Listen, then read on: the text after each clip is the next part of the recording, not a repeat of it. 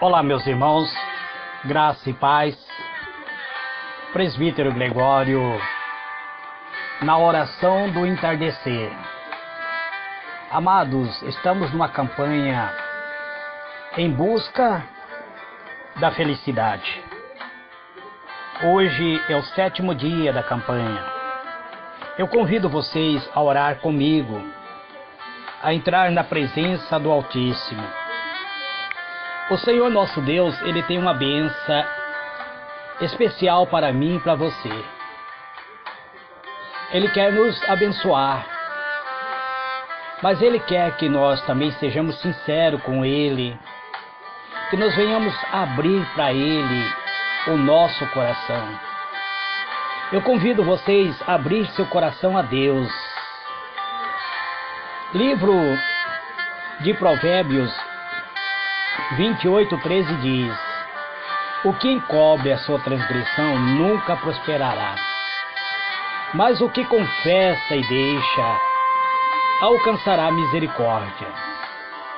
Portanto, irmãos, amados, amigos, ouvinte da palavra de Deus, as condições para obter a misericórdia de Deus são simples, são justas e razoáveis. O Senhor não requer de nós atos penosos, a fim de que alcancemos o perdão dos nossos pecados. Não precisamos empreender longas e cansativas peregrinações, nem praticar duras penitências, a fim de recomendar nossa alma ao Senhor nosso Deus. Não há necessidade de fazermos nenhuma penitência para recomendar a alma ao Deus Criador dos céus, para que Ele venha expiar nossas transgressões.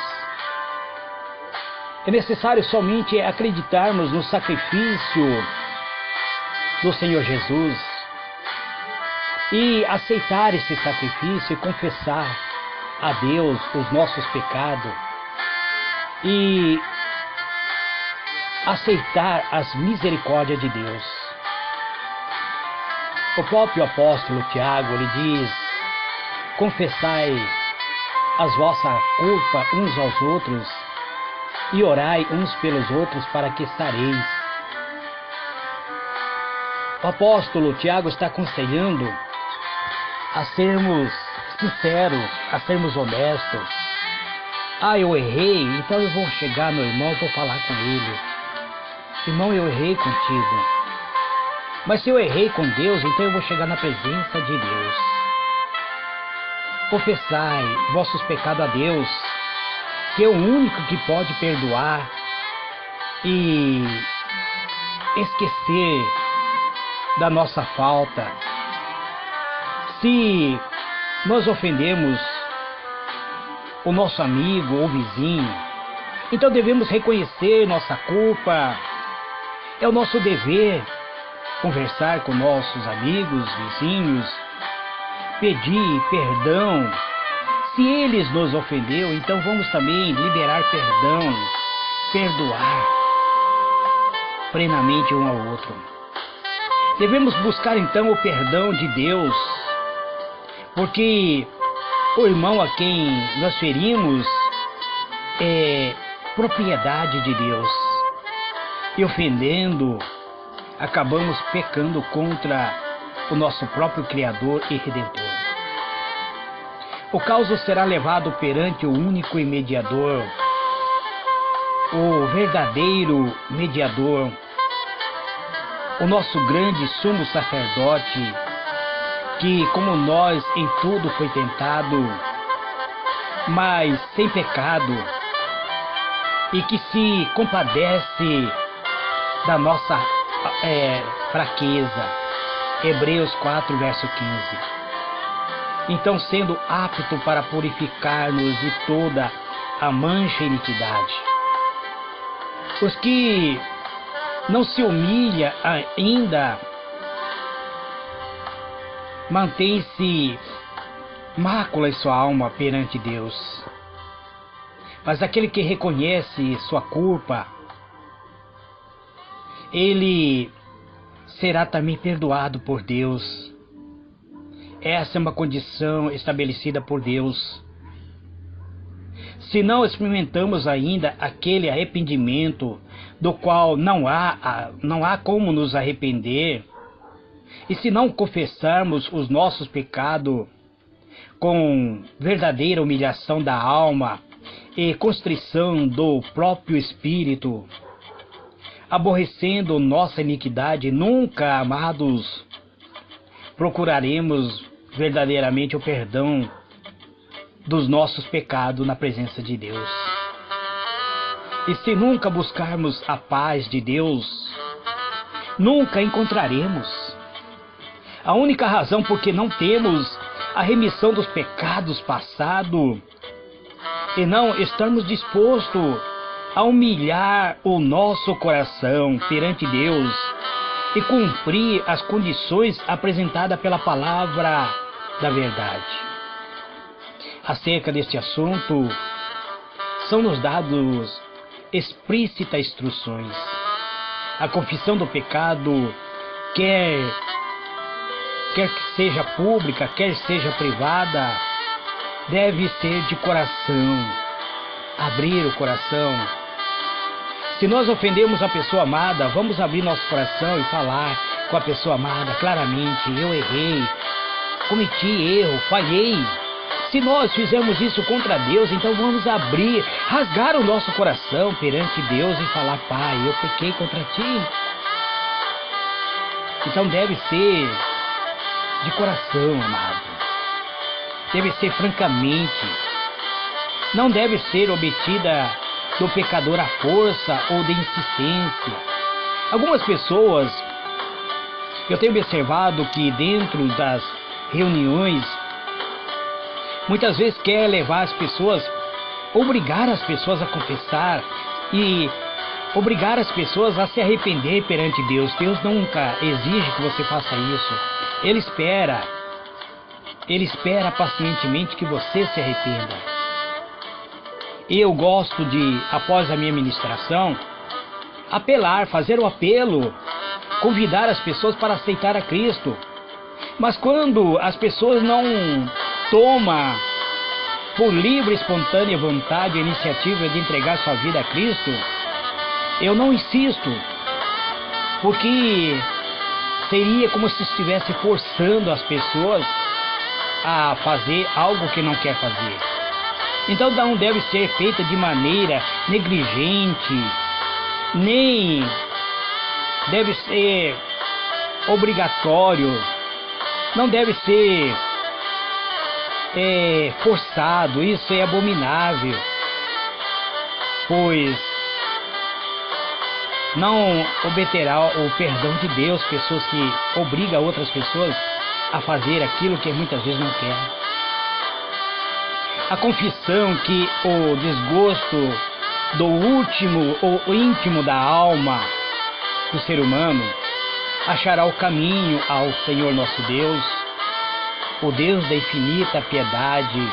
O próprio Deus diz, através da boca do salmista: perto está o Senhor dos que têm o coração quebrantado e salva os constritos de espírito. Salmo 34, verso 18. A confissão verdadeira tem sempre o caráter específico e faz distinção de pecado. Este pode ser de natureza que devemos ser apresentado ao Senhor nosso Deus, unicamente ao Senhor nosso Deus. Pode ser falta que deve ser confessado às pessoas que por ela foram ofendidas, então deve ser conversada com a pessoa que nós ofendemos. Ou pode ser de caráter público, amados. Devemos então ser confessados da mesma maneira que foi feito em público. Pessoas que ofendem outro publicamente. Eu tenho visto isso através da rede social. Pessoas ofendem, entra e fala mal, humilha outras pessoas através da rede social. Isso é uma ofensa pública. E depois as pessoas dizem, eu já liberei o perdão para essas pessoas, mas você não vê essa pessoa indo ao público confessar que errou com essa pessoa. A pessoa ofendida muitas vezes está com sua alma sangrando, está com sua alma cheia de rancor. E se você não se consertar com essa pessoa, você está correndo sério risco de perder a alegria, a felicidade do Espírito Santo em tua vida. Toda confissão, porém, deve ser defendida, ou seja, deve ser feita sem rodeios, conhecendo justamente os pecados da quais somos culpados, amados. Nós conhecemos a história bíblica. A Bíblia nos relata na época do profeta Samuel, o povo de Israel apartaram-se de Deus e estava sofrendo a consequência do pecado, pois havia perdido a fé em Deus, deixado de reconhecer o seu poder, a sabedoria para governar as nações, ou seja, a nação de Israel. Como o povo estava perdido, perderam a confiança em sua própria capacidade e não queria mais também que Deus viesse defender ao povo de Israel. Então reivindicaram a sua causa. Eles queriam que a nação de Israel tivesse um rei. Eles abandonaram ao Rei do Universo, desejando ser governado como as nações ao seu redor. Para encontrar paz, fizeram esta definida confissão. O próprio povo fizeram a confissão perante, usando o próprio profeta Samuel. Todos nossos pais pecaram, e todos os nossos pecados temos acrescentado este mal, de pedirmos para nós um rei. 1 Samuel 12, verso 19. Importava que a própria nação confessasse, unido este pecado da qual tinha sido praticado contra o próprio Deus. Eles tinham sido ingratos. A ingratidão oprimia-lhe a alma, separando-o de Deus. A confissão não seria aceitável a Deus sem um sincero arrependimento, sem haver uma transformação, uma reforma da sua própria alma. É preciso que haja decisiva mudança na nossa vida, e tudo que seja ofensivo a Deus tem de ser renunciado. Este será o resultado da genuína tristeza pelo pecado, a obra que nós praticamos, que nós fazemos, que nos afasta de Deus, que nos aparta de Deus, deve ser abandonada. Isaías, o profeta, ele diz: lavai-vos, purificai-vos, tirai a maldade dos vossos atos de diante dos meus olhos, e cessai de fazer o mal. Aprendei a fazer o bem, praticai o que é reto, ajudai o oprimido, fazei justiça ao órfão, tratai das causas da viúva. Isaías curando a nação por meio da palavra de Deus. Ezequiel, o profeta, diz: restituindo esse ímpio penhor, pagando o furtado, andando nos estatutos da vida e não praticando iniquidade, certamente viverá e não morrerá. Fazer o bem, amados, sempre nos libertará dos erros praticados no passado, fará com que nós venhamos viver uma vida abundante. Esta é uma campanha em busca da felicidade. Então, por isso, eu estou mostrando para vocês aquilo que é necessário fazermos para sermos felizes. O apóstolo Paulo diz, falando das obras do arrependimento, ele diz: quanto cuidado não produziu isto mesmo em vós, que segundo Deus foste entristecido, que apologia, que indignação, que temor, que saudade, que zelo, que vingança, em tudo mostraste estar puro neste negócio. Segundo Coríntios 7, verso 11. Quando o pecado muitas vezes contamina as nossas próprias morais, o transgressor já não discerne mais os seus próprios defeitos, os seus próprios caráteres ficam distorcidos, nem reconhece o mal que está praticando, não reconhece o mal que cometeu, e a menos que se renda ao poder do Espírito Santo de Deus e permaneça em parcial virtude desse Espírito Santo, senão ele irá permanecer na cegueira dos seus próprios pecados. Por isso é necessário confessarmos, amado. Se sua confissão não são sinceras, se a sua confissão e suas orações não são uma oração sincera, e a cada reconhecimento do seu pecado acrescenta uma culpa em justificação do seu próprio procedimento, declarando-se que se não fosse certa a circunstância, não teria praticado este ou aquele ato pela qual está sendo reprovado. Conhecemos a história de Adão e Eva. Adão e Eva, após comer o fruto proibido, ficaram cheios de sentimento de vergonha e terror. A princípio, seu único pensamento era como desculpar seu pecado e escapar da temida sentença de morte. Quando o Senhor o interrogou acerca do seu pecado, Adão responsabilizou a Eva, lançando a culpa em parte sobre Deus, em parte sobre a sua esposa. O próprio Adão disse para Deus: a mulher que me deste por companheira, ela me deu da árvore e comi. Então ele disse para Deus: tu é culpado por me dar uma mulher que fosse me levar a praticar atos que não deveria praticar. Mas ele lança a culpa primeiro em Deus, depois na sua companheira.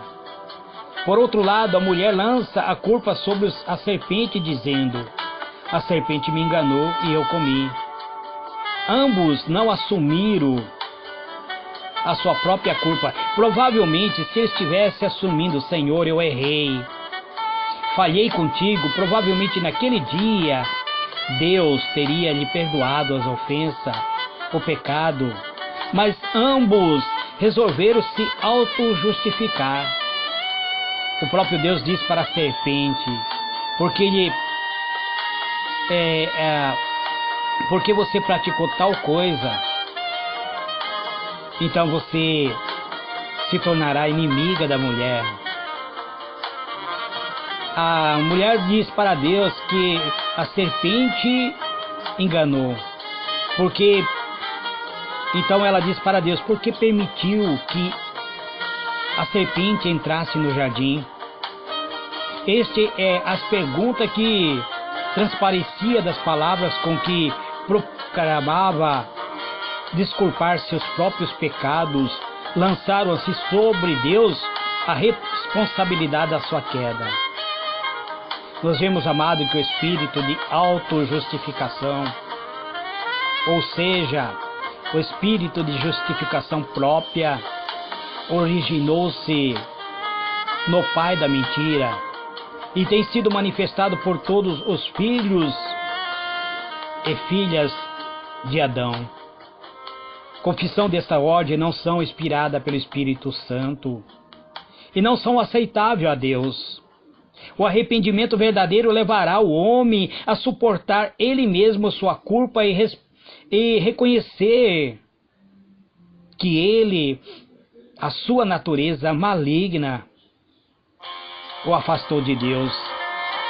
O homem que reconhece isso sem hipocrisia receberá o perdão de Deus, receberá alegria e felicidade em seu coração, Quando eu digo homem, eu me refiro à raça humana.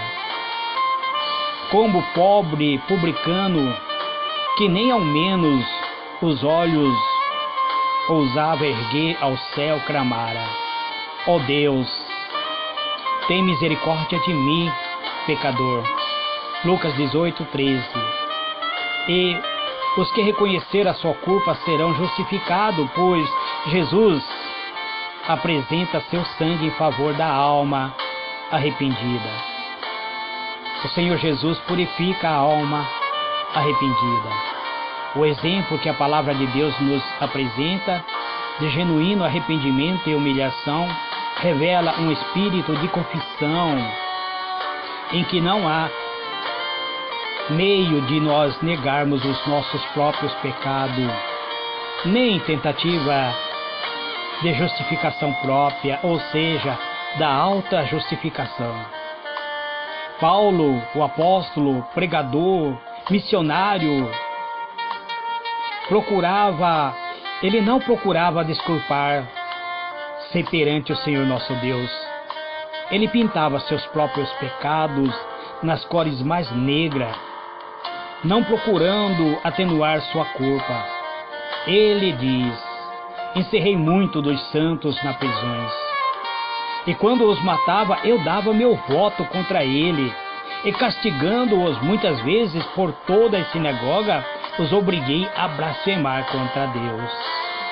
E enfurecido demasiadamente contra eles, até nas cidades estranhas os persegui. Atos 26, verso 10 e 11. Não hesita em declarar que Cristo Jesus veio ao mundo para salvar os pecadores, da quais diz ele: eu sou a principal. O coração humilde, constrito, remido pelo arrependimento genuíno, aplicará algo do amor de Deus e do preço do Calvário.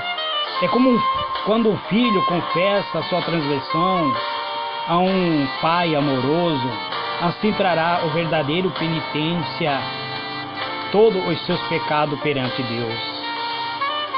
Está escrito, amado: se confessarmos nossos pecados, Ele fiel e justo para nos perdoar os nossos pecados e nos purificar de toda a injustiça. Está escrito também: filhinhos, não pequeis, porque se alguém pecar, temos perante Deus um advogado, Jesus Cristo justo. Mas se nós, amados, nos arrependermos, não devemos encobrir os nossos pecados, amado. Devemos confessar a Deus. O que encobre as suas transgressões nunca prosperará, mas o que confessa e deixa alcançará a misericórdia de Deus.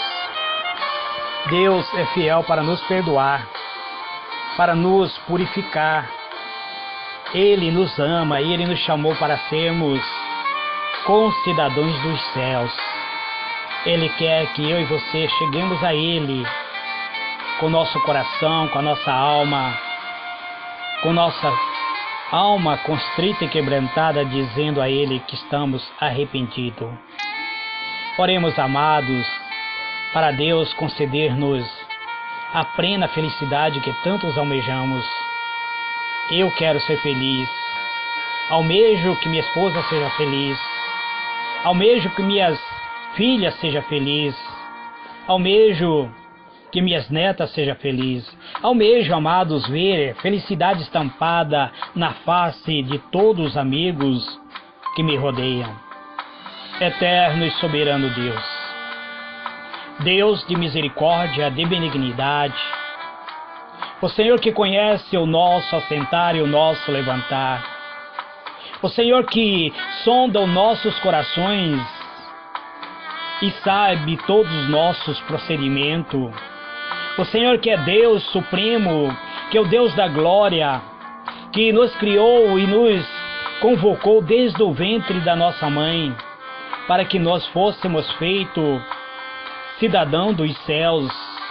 O Senhor que enviou seu Filho amado para este mundo, para que ele fosse a remissão dos meus pecados. É a ti, ó Deus, que elevo a minha súplica, que elevo a minha alma em adoração, em clamor perante o teu altar. Eu peço, Senhor, permissão para entrar no Santo dos Santos, por meio do sangue redentor do teu Filho amado, para apresentar, Senhor, todos os pedidos que têm chegado até mim. São diversos pedidos, Pai. Pessoas que têm enfrentado lutas cotidianas. São terríveis batalhas que teus servos têm enfrentado, Pai. O inimigo tem se levantado, tentando ceifar vidas, trazendo tristeza, tribulação, angústia no seio da família. Eu apresento, Senhor, as famílias que estão sendo vítimas, Senhor, do inimigo que tem sussurrado, trazendo, Senhor, dissabores aos corações familiares. Em o nome do Senhor Jesus, eu oro, Senhor, pela vida conjugal, pela vida familiar, pela vida sentimental. Eu oro, Senhor, pedindo tua graça e tua misericórdia. Ó Pai amado, eu quero apresentar pessoas enfermas, pessoas que estão, Senhor, no leito da enfermidade, pessoas, Senhor, que estão angustiadas, que estão, Senhor, com sua alma constrita, com sua alma angustiada, Pai. Pessoas, Senhor, que nesse instante são vítimas da insônia, vítimas, Senhor, muitas vezes, de um espírito opressor, são vítimas, Pai, da ansiedade, são vítimas, meu Deus, de uma enfermidade espiritual, de uma depressão, de uma angústia profunda, de uma tristeza profunda que penetrou no coração deste irmão, desta irmã, desta jovem, deste jovem, desta anciã, deste ancião, Pai. Em nome do Senhor Jesus eu oro, ó Deus, que todo mal venha bater em retirada. Eu quero orar, Senhor, pelas pessoas que estão no leito, que estão hospitalizados, que estão enfermos, que estão, Senhor, muitas vezes no estado vegetativo, Pai, que estão muitas vezes, ó Pai amado, em estado de coma, até mesmo respirando com a ajuda de aparelho. Eu venho pedir, Senhor, tua graça, tua misericórdia, Pai. Eu confesso a ti, meu Pai, que eu não posso fazer nada. Eu não sou médico, não tenho conhecimento científico, mas eu sou intercessor. E como intercessor eu creio na tua misericórdia, eu creio no teu poder, Pai. Eu creio na cura, na libertação, pois o Senhor, somente o Senhor Jesus tem o poder de repreender o demônio da paralisia, o demônio da tuberculose, o demônio do câncer. Somente o Senhor Jesus tem o poder de repreender o demônio da cegueira e o demônio da surdez, Pai. Somente o Senhor Jesus tem o poder de trazer cura, libertação, trazer unção, Pai. Porque eu creio que o Senhor é Deus santo e poderoso. Que o Senhor tem muito mais para nos dar, daquilo que nos almejamos, daquilo que pedimos, Pai. E aonde, Pai, eu não posso ir para colocar a mão sobre o enfermo, para orar e ungir este enfermo, eu peço, Pai, que os seus anjos possam ser enviados, trazendo a libertação, Pai. Visite, Senhor, pessoas que estão nos asilos, Pai, que estão na casa de custódia, que estão na casa de recuperação, Pai. Visita, Senhor, pessoas que estão, Senhor, no leprosário, Pai, no hospital do câncer, que estão, Senhor, muitas vezes ali no HU, Pai, no hospital universitário, que estão ali, Pai, muitas vezes na Santa Casa de Misericórdia, Pai, ou mesmo aqueles que se encontram hospitalizados numa clínica particular, Pai, pois todos os enfermos perante a tua presença são um só, Pai, são dignos da tua misericórdia, são pessoas que necessitam da tua misericórdia. O Senhor não classifica quem é que pode nesse instante ser alvo da tua misericórdia, porque a tua misericórdia é grande, é longânima, o Senhor é compassivo, o Senhor é Deus santo e poderoso. Então eu te agradeço, Pai. Em o nome do teu amado Filho, Senhor Jesus, encerro a minha oração, dizendo amém e amém. Que Deus vos abençoe, amados.